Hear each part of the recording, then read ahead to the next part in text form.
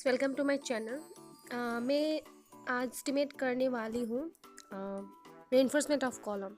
But column reinforcement करने से पहले मैं पहले ड्राइंग दिखा देती हूँ। मैंने एक छोटा सा बिल्डिंग लिया था 5 to 4 मीटर 20 मीटर स्क्वायर का, जिसमें 4 कॉलम है 1 2 3 4। तो ये मैंने प्लान लिया था। इससे पहले मैं एक बार आपको शेड्यूल दिखा देती हूँ। कॉलम का शेड्यूल मैंने पहले भी आप लोगों को दिखाया था। तो ये है कॉलम का शेड्यूल। मैं और एक बार दिखा देती हूँ ताकि आप लोगों को याद हो जाए। ये है शेड्यूल ऑफ कॉलम जो रेनफोर्समेंट यहाँ पे दिया गया है। ये कॉलम सी जो कॉलम को इंडिकेट करता है, साइज इसमें दिया गया है 325 बाई 325। ऑब्वियसली ये स्क्वायर कॉलम है। वर्टिकल बार्स में दिया गया है 420 डाया और प्लस 216 डाया। तो 420 जो है वो लार्जर डाया और 216 ये स्मॉलर डाया है। टाइज में दिया गया है x region and y region 12 75 centre to centre, x region y region में 8 150 सेंटर टू सेंटर। और सेक्शन में ये दिया गया है, इसमें 6 ऑलरेडी वर्टिकल बार दिखाया गया है और 1 2 3 4 ये 420 का डाया है, क्योंकि ये याद रखना चाहिए कि कॉलम में हमेशा लार्जर डाया कॉर्नर में होता है और स्मॉलर डाया हमेशा सेंटर में होता है। लार्जर डाया कॉर्नर में होता है, स्मॉलर डाया। और ये है शेप ऑफ टाइस जो 2 लेग का ये स्टीरअप से, जिसका कैलकुलेशन हम लोग करेंगे। लेकिन मैं अभी सिर्फ वर्टिकल बार का ही कैलकुलेशन करूँगी। जो स्टीरअप्स वाला सेक्शन है वो मैं बाद में कैलकुलेशन करूँगी, कि इसका थोड़ा सा ज़्यादा एस्टिमेट के लिए कुछ ज़्यादा स्टडी करना पड़ता है। तो एक्स रीजन वाई रीजन, इसलिए मैं इसका एस्टिमेट मैं बाद में करूँगी। अभी सिर्फ वर्टिकल बार का ही कैलकुलेशन करूँगी। कॉलम का रेनफोर्समेंट एस्टिमेट करने से पहले हम लोग को कुछ इंपॉर्टेंट चीज़ होता है जो ज़रूरत होता है, एलडी और लैपिंग। एलडी जो होता है डेवलपमेंट लेग। अभी मैं आपको पहले दिखा देती हूँ एलडी और लैपिंग कहाँ और कैसे ज़रूरत होता है और वो क्या है। उसका मैं एक ड्राइंग पहले दिखाती हूँ। ये टिपिकल ड्राइंग है, मैं पहले भी दिखाया था। ये एलडी हम लोग देखा, ये कॉलम का एलडी यहाँ से यहाँ तक होता है, यहाँ से यहाँ तक ये एलडी बोला जाता है। तो इसका एक कैलकुलेशन है जो मैं आपको दिखाती हूँ। अभी मैं बीम का दिखाऊंगी और ये है टिपिकल बीम का ड्राइंग जो मैं बाद में दिखाऊंगी। लेकिन अभी एलडी कहाँ है वो मैं दिखाती हूँ, जो बीम में और फुटिंग में लगता है। यहाँ पे जो दिख रहा है, जो एलडी जो है आप लोग को यहाँ पे दिखाई देगा, यहाँ से स्टार्ट होके यहाँ तक। और आप लोग देख रहे हैं यहाँ पे एक ये भी यहाँ से यहाँ तक, और यहाँ पे एक ये जो एरो मार्क किया है, यहाँ पे भी एक एरो मार्क है और ये लाके यहाँ पे एरो मार्क, ये एलडी इंडिकेट करता है। तो इसके बाद सेम यहाँ पे भी एरो मार्क है, यहाँ से यहाँ तक जो गया है वो भी एक एलडी ही इंडिकेट करता है। जो हम लोग का कैलकुलेशन बहुत इंपॉर्टेंट होता है। एलडी का एक फॉर्मूला है। तो एलडी जो फॉर्मूला मैं बता रही हूँ ये है dia sigma s by 4 tau b d. यही फॉर्मूला हम लोग यूज़ करते हैं एलडी निकालने के लिए। और ये हम लोग को पहले मिला था, ये IS कोड जो हम लोग यूज़ कर रहे थे 456/2000। ये मैं बताती हूँ आप लोग को, आप लोग ध्यान करेंगे तो आप लोग को पता चलेगा वो एलडी कहाँ से हम लोगों ने लिया है। एक्चुअली जब हम लोग पढ़ते हैं और जब प्रैक्टिकल साइड में काम करते हैं तभी कुछ हम लोग को रिलेटेड चीज़ पता चलता है। जो ये IS था ये प्लेन एंड रेनफोर्समेंट कंक्रीट का था। आप लोग के पास भी है, आप लोग एक बार चेक कर लीजिएगा। मैं इसका एक पेज नंबर भी दे देती हूँ। इसका पेज नंबर था 42 और इसका जो जहाँ पे वो दिया गया है वो मैं बता देती हूँ 26.2.1। और ये जो भी एलडी है ये एक्चुअली जब स्ट्रक्चर डिज़ाइन होता है उसमें ऑलरेडी हम लोग को इंडिकेट कर दिया जाता है। एलडी हो या फाउंडेशन डेप्थ हो, वो डिज़ाइन का ऊपर में बात होता है। तो हम लोग का नोट्स में ऑलरेडी दिया जाता है कि फाउंडेशन डेप्थ कितना है, एलडी क्या होगा, उसका लैपिंग। तो मेरा इस ड्राइंग का जो एलडी है वो 58 डाया ऑलरेडी वहाँ पे मेंशन कर दिया है। आप लोग का अगर मेंशन नहीं हो तो इस फॉर्मूला से करेंगे। और यही एलडी हर एक सेक्शन में हम लोग का ज़रूरी होगा। जो 58 एलडी उसी से कैलकुलेशन करेंगे। तो मैं अभी पहले बताती हूँ आपको व्हाट इज़ एलडी और लैपिंग, इन दोनों का बीच में डिफरेंसेस क्या है। आपको एलडी भी पता होना पड़ेगा और लैपिंग के बारे में भी पता होना पड़ेगा। ये एलडी कहाँ यूज़ होता है और लैपिंग क्या होता है और कहाँ पे यूज़ होता है। एलडी जो होता है एक्चुअली, एलडी जो होता है वो होता है डेवलपमेंट लेंथ। तो ये डेवलपमेंट लेंथ एक्चुअली क्या है, ये बहुत इंपॉर्टेंट है।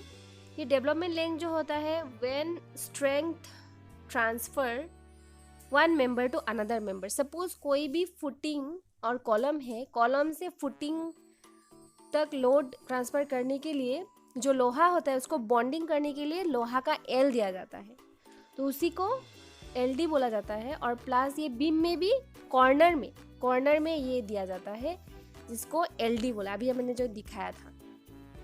और ये डिपेंड करता है जब ये दिया जाता है, इसी कारण से दिया जाता है। एक नंबर ग्रेड ऑफ स्टील, आप लोगों ने साइट में कभी देखा होगा FE 415, FE 500 जो लोहा में लिखा हुआ होता है, FE 500D, FE 400 ऑब्वियसली आप लोग देखा है। और 2 नंबर जो होता है वो डिपेंड करता है ग्रेड ऑफ कॉन्क्रीट। आप लोगों को पता ही होगा M25, M30, M जो भी है 20। और जो नेक्स्ट है वो सीज़मिक जोन भी होता है, कहीं ना कहीं सीज़मिक जोन भी होता है जो अर्थक्वेक जोन बोलते हैं, वो भी डिपेंड करता है। जो एलडी जो स्ट्रक्चरल डिज़ाइन में ऑलरेडी इसी को देख के हम लोग को एलडी फिक्स कर देते हैं। ऑलरेडी जो मेरा 58 डाया फिक्स है। तो अभी ये जो FE क्या होता है, FE डिनोट करता है, ये आयरन को डिनोट करता है। ये FE एक्चुअली आयरन को डिनोट करता है। और जो ये 500 है, जो ये 500 दिख रहा है, FE जो 500 होता है, और ये 500 डिनोट करता है, ये होता है यील्ड स्ट्रेस न्यूटन पर mm²। और जो D होता है वो हायर वैल्यू ऑफ डक्टिलिटी। तो यही है ग्रेड ऑफ स्टील जो 415 एंड 415D और 500D। और अभी जो है वो ग्रेड ऑफ कंक्रीट तो सब लोग को पता है। हम लोग जो रेशियो यूज़ करते हैं M20, M25, M30, जो इसको डिज़ाइन मिक्स बोलते हैं। जो M होता है वो मिक्सिंग को बोला जाता है। और जो ये 25 जो होता है वो होता है कॉम्प्रेसिव स्ट्रेंथ।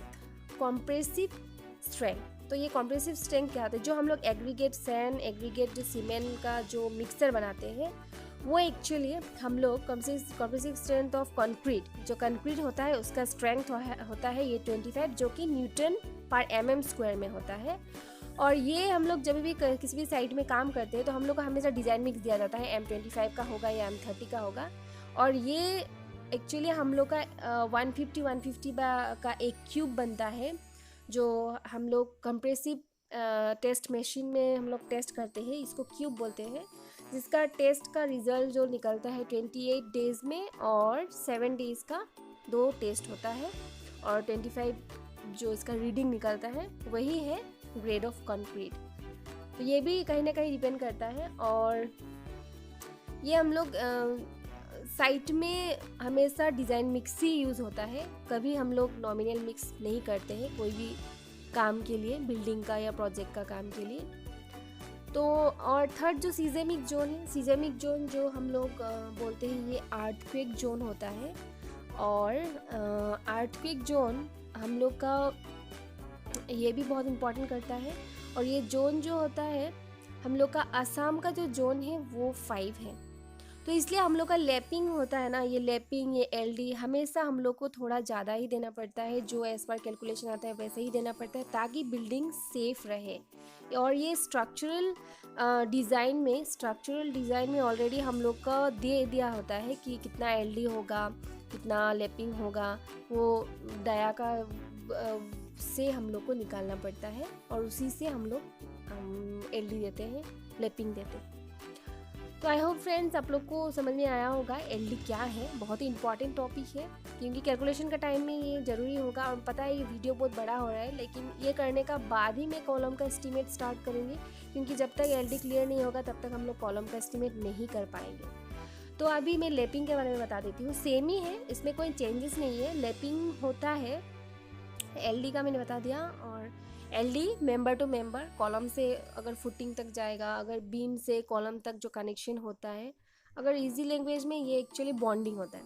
तो लैपिंग जो होता है, जो लोड हम लोग ट्रांसफ़र करते हैं वो स्टील टू स्टील, और इजी लैंग्वेज में बोलने से हम लोग ये भी बोल सकते हैं कि ये एक जॉइन करने वाला। तो मैं एक बार पहले मैं एलडी कहाँ है, मैं पहले भी आपको ड्राइंग में दिखा रहा, एलडी क्या है मैं ड्राइंग करके दिखा देती हूँ। एलडी कहाँ आता है, ये कॉलम का लोहा है। ऐसा कॉलम का लोहा जब आएगा तो ये नीचे वाला पार्ट का यहाँ से यहाँ तक ये एलडी है, यहाँ से यहाँ तक ये एलडी है। इसका कैलकुलेशन हम लोग करेंगे, इसलिए मैं आपको क्लियर करवा दे रही हूँ ताकि आप लोग को प्रॉब्लम ना हो समझने के लिए। ये हो गया एलडी कॉलम का, फुटिंग का। अभी मैं बीम का और कॉलम का कैसे एलडी होता है वो भी मैंने पहले दिखाया था, लेकिन तभी भी मैं यहाँ पे दिखा देती हूँ अभी जो मैंने किया है। ये हो गया एक कॉलम और ये हो गया एक बीम।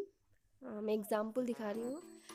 लोहा हम लोग जब बीम का टॉप का लोहा अगर ऐसे आके ये नीचे तक आएगा, ये हमेशा कॉर्नर में ही होता है, ये जो कॉर्नर बीम होता है उसमें ही होता है।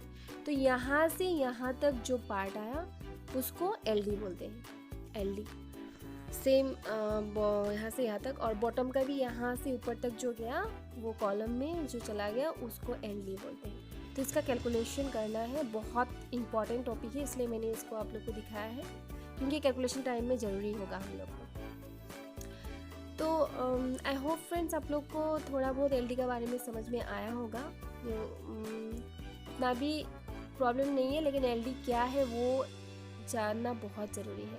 और अभी मैं लैपिंग जो है वो लैपिंग क्या है वो मैं बताती हूँ। लैपिंग बहुत ईजी है। कॉलम है, सपोज कॉलम का ये सपोज ये एक बार है, इस कॉलम से ऊपर का तरफ और एक कॉलम जो लोहा वर्टिकल बार ज्वाइन करने के लिए जो हम लोग ज्वाइन करते हैं तो वो लैपिंग बोला जाता है। Suppose vertical bar, suppose 2 storage building है, उस पर तो लैपिंग ऑलरेडी लगेगा। अगर बिल्डिंग का हाइट ज़्यादा है, 12 मीटर ही लोहा होता है, तो उसको लैपिंग जो देते हैं उसी को लैपिंग ही बोलते हैं। सपोज मैं एग्जांपल के हिसाब में स्लैब ले रही हूँ, ये 20 मीटर का स्लैब है विथ।